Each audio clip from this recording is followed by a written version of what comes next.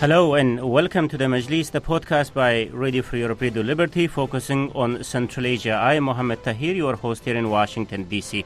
In the past podcasts, we have regularly discussed Russia and China's role in Central Asia, their financial and political interests, success and setbacks, their past and future roles, etc. So on this podcast, we thought why not to look at the what the Middle East is doing in the region. The topic is particularly important because of the ongoing war of words between Saudi Arabia and Iran, both of which have significant ties with nations in Central Asia.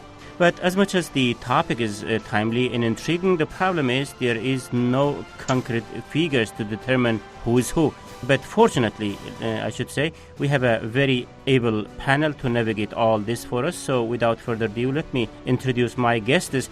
Dr. Theodor Karasik, Washington-based Middle East consultant, is with us, whose previous affiliations include Dubai School of Government and Rand Corporation, etc. Also, Alex Wotanka is with us, who's a writer and analyst originally from Iran and currently a senior fellow at the Middle East Institute in Washington, D.C. He specializes in Iranian domestic and regional policies. As always, we have Bruce Pannier, the editor of Radio Free Europe, Radio Liberty's Central Asia blog called Kishlok Awazi. Gentlemen, welcome on board. Thank you. Thank you. Thank you. Very nice to have you. So this discussion will be more of a learning experiment, at least talking from my point of view. So I will have nothing to say except a couple of questions, though there are some developing stories. But let's start with the broader pictures to understand today's events. As I just said, we somewhat know what Russia is up to in the region and what is that China is trying to achieve. But looking into Central Asian map, where do you see the Middle East? Let's start with the Arabic-speaking countries, Theodore.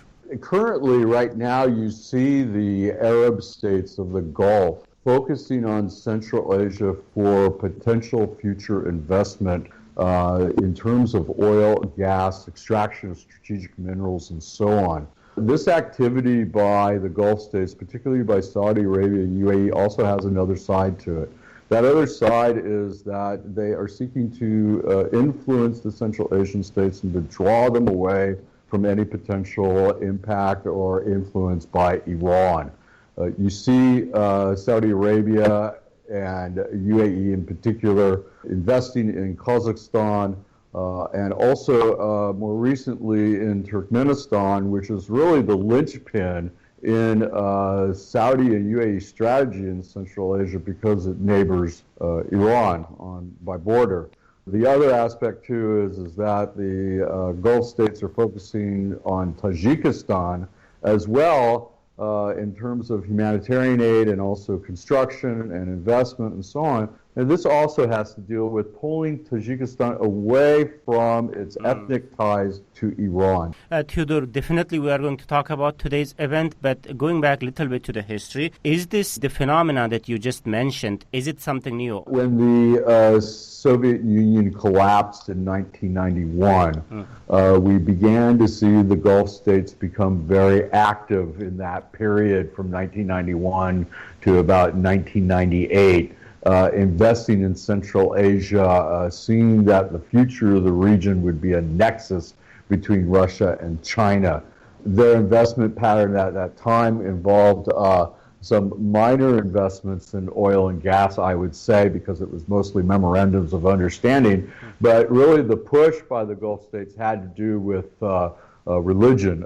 There was massive amounts of dawah going in from Saudi and so on in order to influence the emergence of these new countries in Central Asia so that they would be oriented towards the Gulf and that they would be part of the greater Islamic world.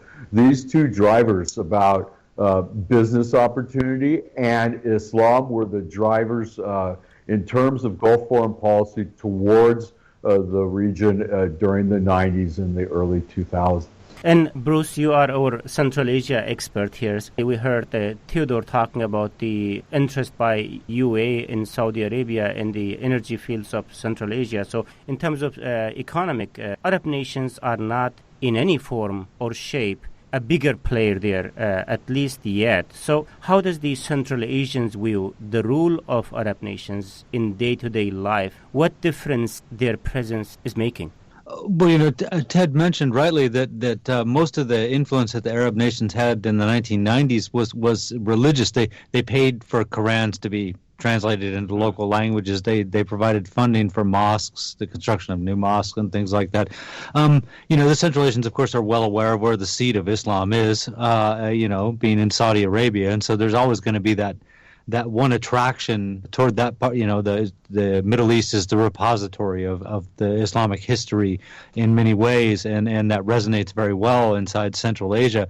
I would say more recently, that the Central Asians have been playing these games for years of fishing around for investment in their countries, and they've succeeded, to a large extent in getting what they wanted to. They reached out to Western nations, didn't get a whole lot, but managed to get some interest. Certainly Kazakhstan with Kashagan and with Tengiz. And they've also played Russia a little bit too. There's, as Russia has alternately been gotten more money and been a little bit more wealthy, they've been more willing to kind of engage with Central Asia and invest in some of those projects too. But Russian financial situation kind of ebbs and flows, and it's ebbing at the moment, and it has several times since the Soviet Union fell apart. So they're not a reliable investor for Central Asia. When they're flush with cash, they're more than willing to help out. But when they don't have money, there's nothing they can do. China came into the picture; they were willing to take up some of that, but it's been more than a decade now that China's putting money in there, and then Beijing is already showing that they haven't lost interest, but they're not really willing to put in the kind of money that they were in the past, and not the kind that the Central Asians need. So now we've seen the Central Asians kind of turn their gaze to another place where they might be able to get some financing for their projects, and that happens to be the Middle East, Persian Gulf area, and that's kind of renewed the relationship. It rides on the back of Islam in a lot of ways, but once they get down, as we saw with Verdi Mukhomedov last week, once these leaders are actually on the ground, the talk is almost all financial. Alex, Iran is the next door neighbor. Where does Iran stand in today's Central Asia? I know President Rouhani is going to Turkmenistan next week. We will come to it in a bit, but walk us through the history of Iran in Central Asia, where it has been successful, where its strengths lies.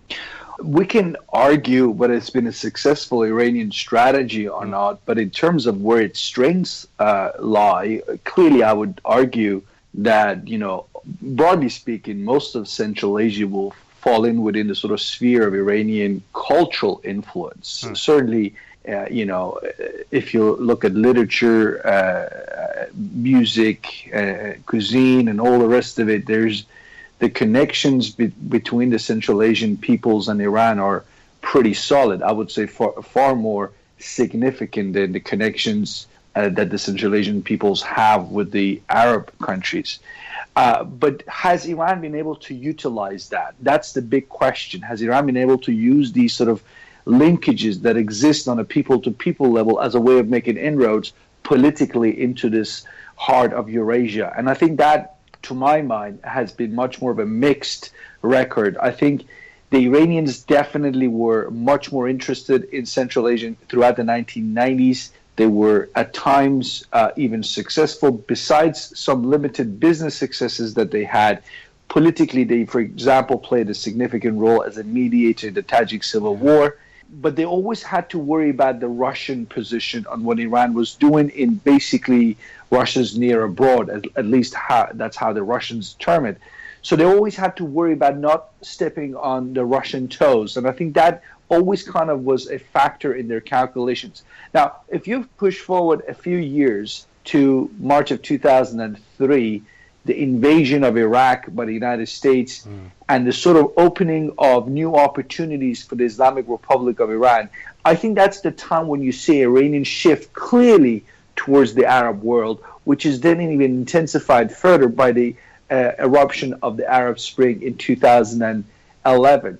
So, in other words, I think the Iranians, in terms of their regional policy, have been far more focused on opportunities, if not threats, that they're faced with coming from the Arab world, and that in itself has put Central Asia on a second-tier position. Now, Bruce, let's also look into this from Central Asian perspective. Iran's role as an economic player is diminishing lately. You would imagine Iran to be a major player in Turkmen economy given its landlocked geography and Iran's proximity, but Iran is not among 5 top nations in Turkmenistan's import list, nor the export destination. Similarly, Iran's both economic and political role has severely diminished in its another traditional ally, Tajikistan. So tell us, please, what are the views in Central Asia about Iran in involving some of the points Alex has raised in regard to Tehran's view of Central Asia? There's a couple things to remember here. Of course, Iran was under international sanctions for a long time, and this kind of blocked a lot of the areas of cooperation that the Central Asians probably would have liked to have engaged with Tehran. That said, I think everyone in Central Asia is aware that a route to the Persian Gulf is something that would benefit many people in Central Asia, and so they've always wanted that. It seemed like, when they were dropping international sanctions on Iran, it looked like that this would possibly be the moment. Unfortunately, that was also just about exactly the time when Turkmenistan and Iran fell out with each other. But even that said, as bad as ties are between Turkmenistan and Iran at the moment, there's still, even in Ashgabat, and in Kazakhstan, of course, they're still touting the potential of this railway, the North-South Railway that they have, that Kazakhstan, Turkmenistan, and Iran. It's going to be part of OBOR. It's going to be part of the One Belt, One Road thing where they're going to ship goods from China all the way over, and it's going to hook up with this railroad too. There's maritime traffic on the Caspian Sea. We might have an agreement, on the legal status of the sea later this year, and that potentially opens up new trade routes too. So as much as the Iranian government has a lot of baggage, it's hard to get around sometimes, but as a trade route, it's always going to be attractive to Central Asia. In comparison to the other two giants, the Arab nations in Iran, where does Turkey stand in Central Asia? What are the points of its strength, and how much of a player Turkey has been there? We had our guest supposed to be joining from Europe. I hope that he will shed some light on Turkish influence in the region. So in his absence, who would be open to take this question? I think that when you look at the history of the region and you see the competition between Turkey, the Gulf states, and Iran, they were all competing to get into Central Asia because of the collapse of the Soviet Union. The Turks were really quite aggressive all throughout the 90s, 2000s, and so on, not only in the early days with construction projects and so on, but also educational outreach, Turkish cultural outreach, and so on, because of the nature of the Turkic world. So the Turks early on, and even to this day, continue to compete with these other countries in Central Asia for influence, but I would argue that the Turks are more focused on what's happening closer to their borders as opposed to what's happening in Central Asia right now. It seems to be maybe a second-tier issue because of the immediacy of what's happening in Syria. Mohammed, if I may just add to what Ted just said on the role of religion. My impression from having been looking at the relations between the Central Asian states and the outside world, I would say and sum it up in the following way. When it comes to the role of Islam, political Islam, that is an extremely sensitive issue across Central Asia, has always been. If you talk to folks in Astana and in Tashkent and elsewhere in the region, very quickly they'll tell you, yes, we'll take investment coming from the Arab countries or investment from Iran, and we're happy to take investments from Turkey. But if such investments are coming to us with conditions attached, for instance, if they are pushing for a greater role of Islam, their version of Islam, in how our societies are run, then we're off. Then we're not interested. If we go from there, Alex, to Arab nations, obviously, the belief system that they have definitely contrasts what the Central Asians' belief systems are. So what are the chances of Arab nations succeeding in having any influence in Central Asia, Ted? I think that the Arab states are undergoing a fundamental, quote-unquote, reformation in the way that they conduct their Islamic outreach. with the ascent of Crown Prince Mohammed bin Salman and the ideas that are emanating out of Saudi Arabia right now about the future of Sunni Islam, in particular Wahhabi Islam. This type of thinking is being seen by the Central Asians as being very positive in the sense that it helps to give them extra weight, if you will, in fighting against extremists. It pulls the Central Asian states closer to the counterterrorism aspect of the Arab states, and therefore a new nexus is developing between these states where political Islam is something that they unite against. This kind of brings us back to where we started. So what are the views of these three major players on each other in Central Asia? Fundamentally, Mohammed, we have to remember this key point here. The 5 Central Asian states are landlocked countries. If you look at the map, it's very obvious that any healthy foreign policy on the part of any of them would mean they have to have a multifaceted foreign policy in an ideal world. They cannot put all their eggs in the basket of China or in the basket of Russia, or for that matter, any Middle Eastern regional power. What they need to do to really have a healthy foreign policy is to diversify. Now, if I had to make a call on this, I would say the one individual who has pursued that exact objective consistently throughout the years of independence has been President Nazarbayev of Kazakhstan and his multi-vector foreign policy. He has consistently pursued this idea of close relations with Russia out of necessity, if nothing else. The same is true for the Chinese. Has invested heavily in what he calls the southern route through Iran and other perhaps paths to the Persian Gulf, the Arabian Sea, in order to sort of diversify their foreign policy. Now, this is where they're coming from, the Central Asian states. The problem they have looking south is this. They're seeing a geopolitical, frankly, almost a childish competition for power among these southern neighbors of theirs, and they have to pick a side. Unfortunately, as I said, I referred to Tajikistan before, it's been easy trap for them. They have fallen into this trap because of perhaps promises of investment and so forth. And ideally, the Central Asian states would not go there, would not get involved in this Iranian Gulf Arab zero-sum competition for power.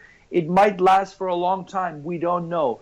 But I think the Central Asian states have alternatives to having to pick sides one day only to change their minds another day because another better offer might come along. I think the Kazakh approach to Middle East has been the most sensible, consistent, and perhaps other countries, we see that with a new leader in Uzbekistan, much more of a proactive foreign policy, because it's not just about economics. I mean, there are other issues that will shape their calculations. The future of Afghanistan, I mean, nobody can ignore that. I believe the Uzbeks have had or are about to have a major conference on the future of Afghanistan. They need to include Iran, but also the Arab states on that too. So, you know, when you look at the totality of everything, it's hard to see how any big regional player, be it Saudi Arabia, UAE, Iran, Turkey, can be sidelined. They have to be inclusive in that dialogue.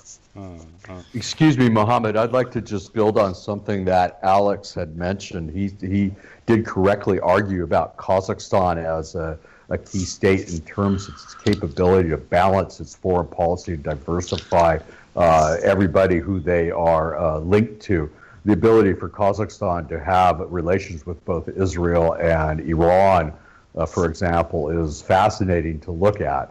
Kazakhstan also, I think, serves as a model for the other Central Asian states in terms of how they balance between Iran, KSA, and Turkey. So many of these Central Asian states, I think, look to Nazarbayev because of his longevity, but also because of the advancement in the country's foreign policy. I'd also like to add here, too, that the Central Asian states, when the Soviet Union collapsed in 1991, it was as if the Central Asian leaders, particularly someone like Nazarbayev, was looking at the Gulf states and said to themselves, we want to be like the Gulf sheikdoms in terms of our oil and gas riches in the future. And I think that viewpoint of the Central Asians looking south is important to consider when looking at where these countries in Central Asia are going today.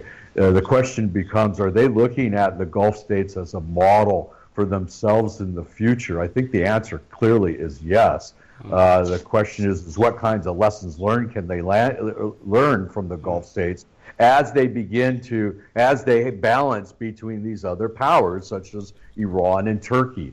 For the Central Asian states, I think they see their future tied to the Gulf because of the advances in the Gulf in terms of economics and trade and innovation, as opposed to Iran and Turkey, who seem to be second tier. Interesting. Alex and Ted, both of you given Nazarbayev as an example of how regional interests can be balanced. But when you were saying that, I was thinking maybe Nazarbayev, given the size of his country's economy, its global stance, experience that Nazarbayev has in dealing with all these, that's kind of a different animal when compared with smaller Central Asian countries. But now, the question that the region being pushed into different directions brings us to today's topic. Iran and Saudi Arabia has been for decades, but recently openly trying to undermine each other in the regional context. So signs of their confrontation are visibly seen throughout the region, such as Yemen, Iraq, Syria, Qatar, somewhat in Afghanistan, in Pakistan, and as the tension continue to rise, the fear is sooner than later it might also emerge in Central Asia. Now, what are the chances of this? How serious it can get, and how it is going to look like if that happens? What does the recent warming relations between Saudi Arabia and Tajik and Turkmen leaders has to do with their bilateral problems with Iran? We will continue the discussion talking about this and many other questions shortly.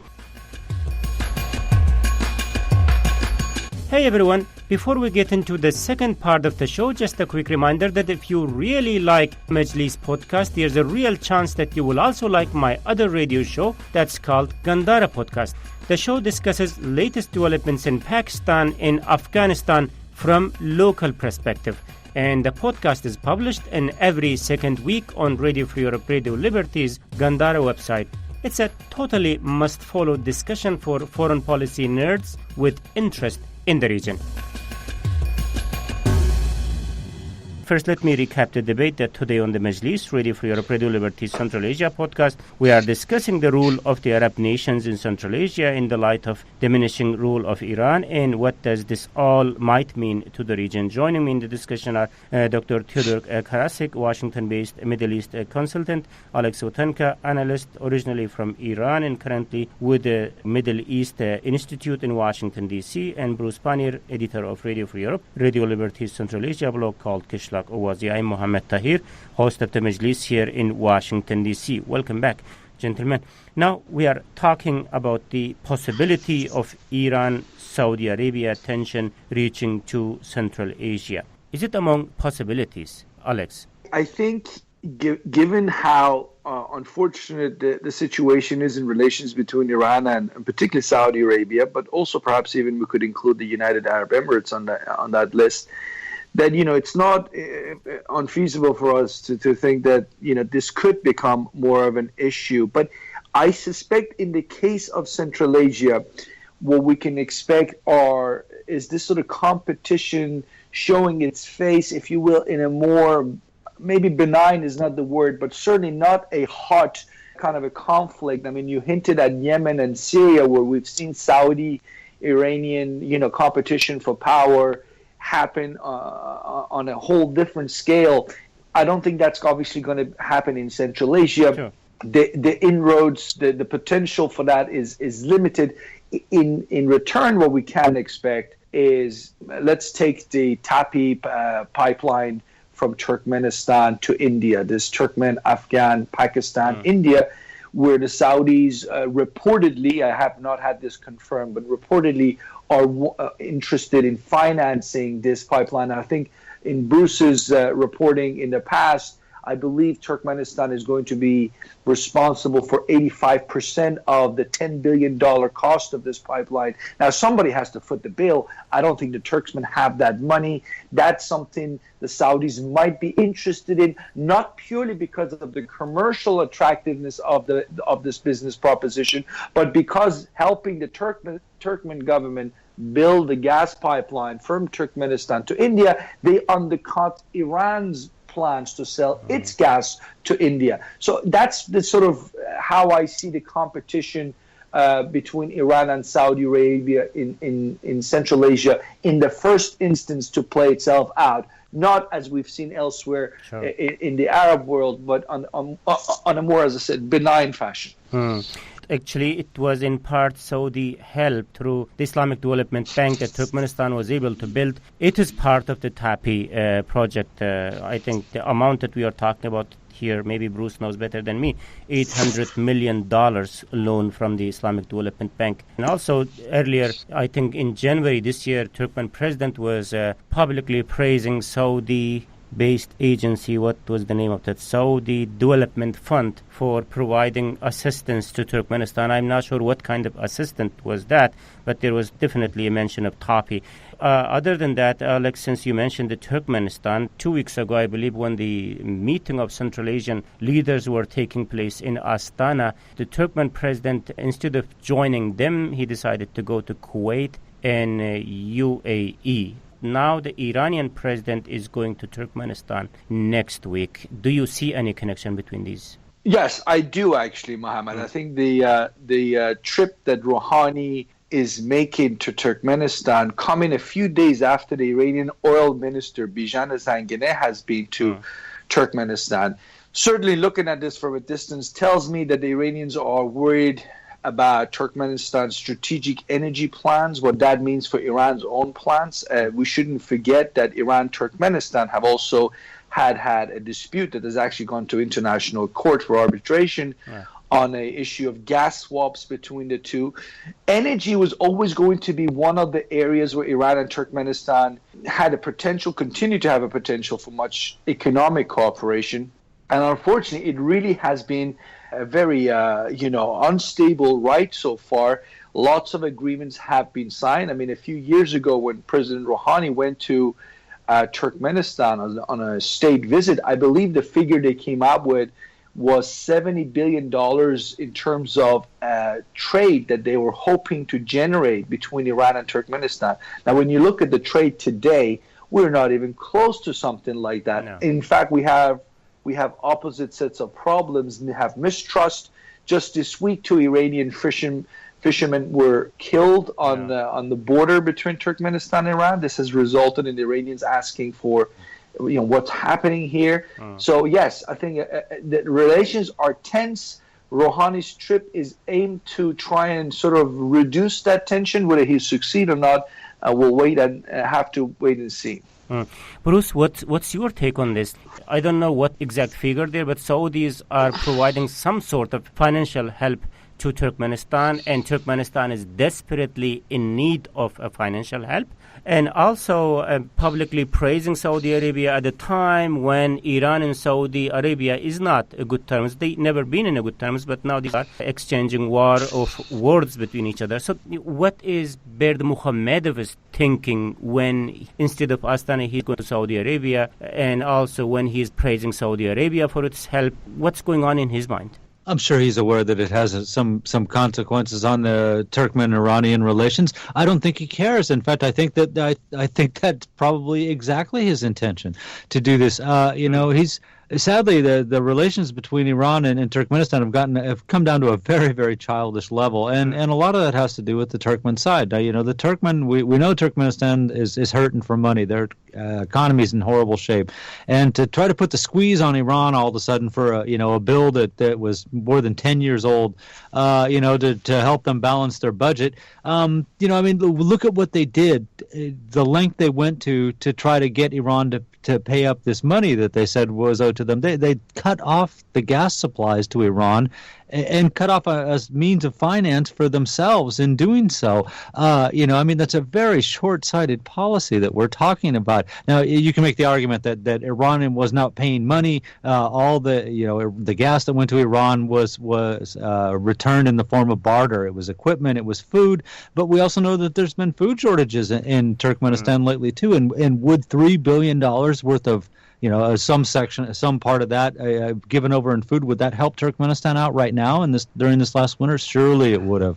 Absolutely. But this is, like I said, this is the level that it has come down to. Berdi Muhammad feels that he's been shortchanged by Iran. He thinks they owe him money and they should pay up, and that would help him a little bit to get out of the bind he has put himself in. So he parades these relations with the Arab states in front of Iran's face. Now that said, let's not forget that he did that tour of the Middle East. I believe it was early last year too, where he was going to the United Arab Emirates and Saudi Arabia and places and trying to get them to invest money in Turkmenistan, TAPI specifically, but other projects too, and that was a total failure. It ended up that he did get money from the Islamic Development Bank, which Saudi Arabia helped arrange. That was the money that you referred to just a little bit ago, but that's as far as it went. We haven't had, the Saudi government did not say we're going to go ahead and bankroll, so much of your TAPI project at all.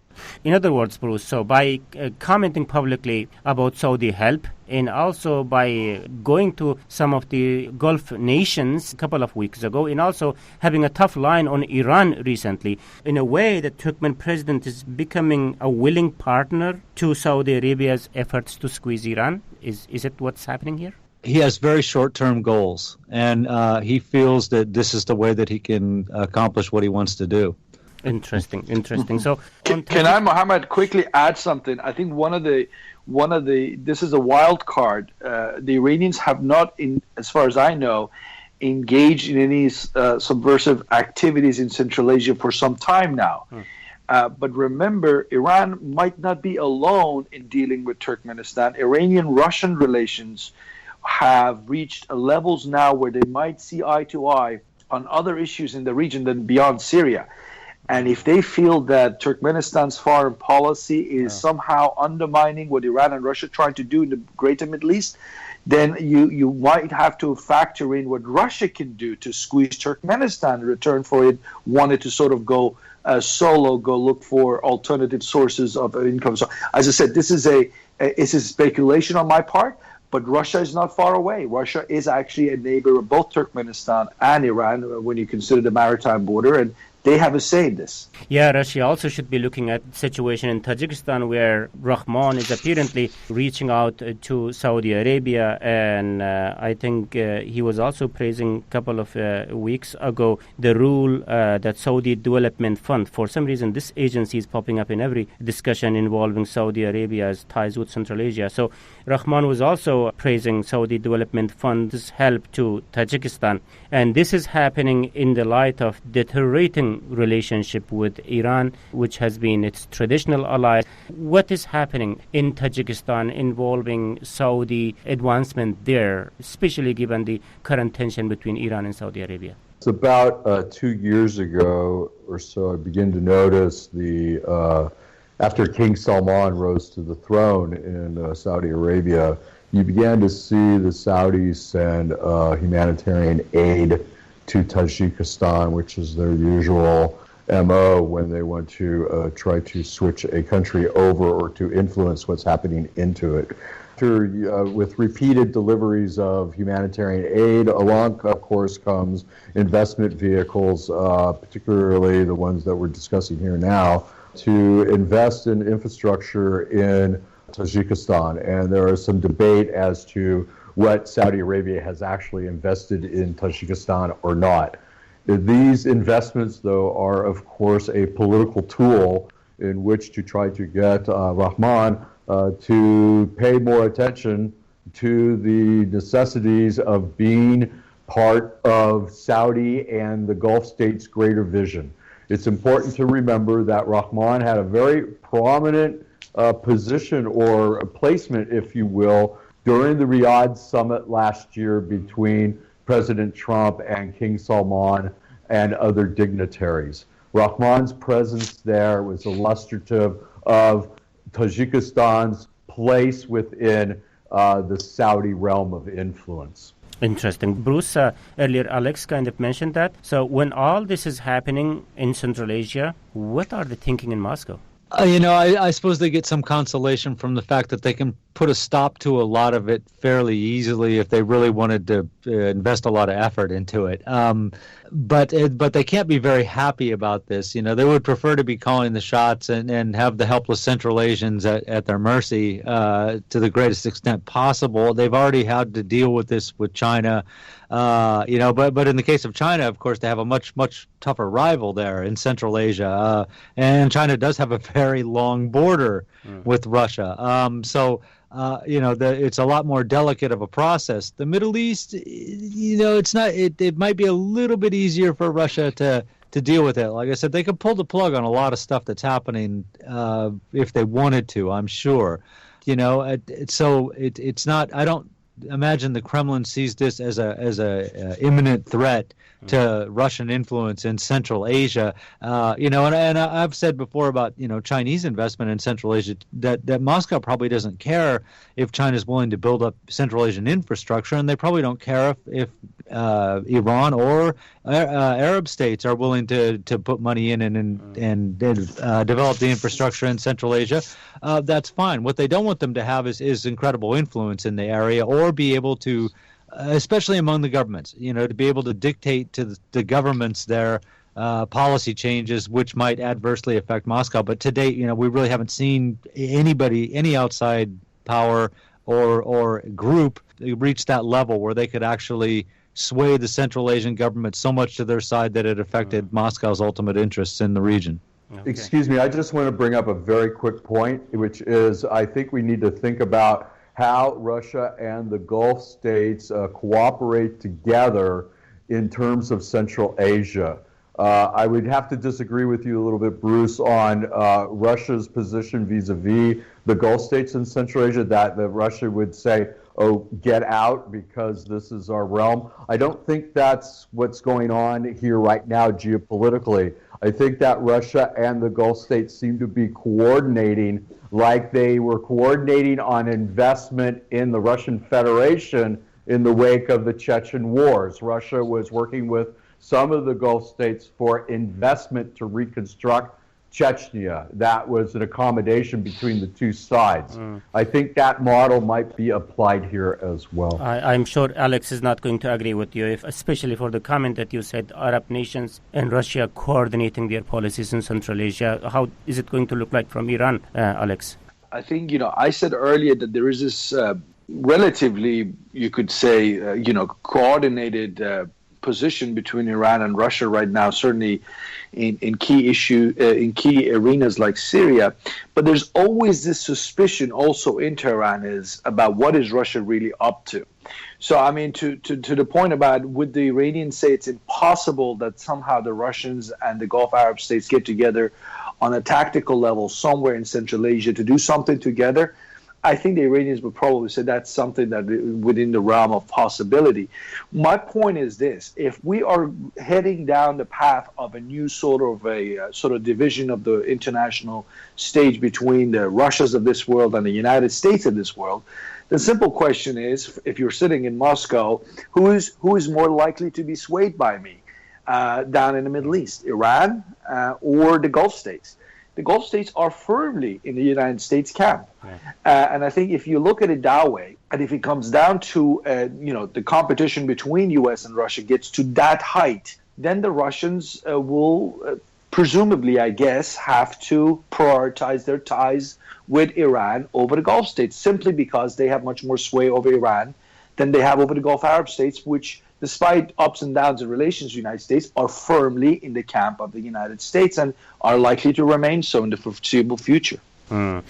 This discussion has been really fascinating, although we have been talking in the realm of probabilities and possibilities. Let's end this with a final comment. So, in these situations, what are the signs that we should be looking at on where things are headed in Central Asia going forward, especially involving efforts by Iran and Arab states in the Gulf towards Central Asia? Maybe Ted? I think what we need to watch for is more of the same, really, is the rate of investment pattern and the activity of particularly Gulf sovereign wealth funds in investing in Central Asia. We're starting to see already some activity of investment from Saudi and UAE in countries like Kazakhstan through sovereign wealth interaction. However, this is meant to counterdict and to force Iran out of Central Asia. So I think we need to watch for more push by these Gulf states of displacing Iran and beginning to surround it from its northern tier. That is what I think the Gulf states are trying to do now, and that is what we need to watch out for, is the growth of this activity, as well as the interaction between the Gulf states and the Central Asian states on security issues, particularly the sale of military equipment, and perhaps even a hardening of security and counterterrorism cooperation between those states.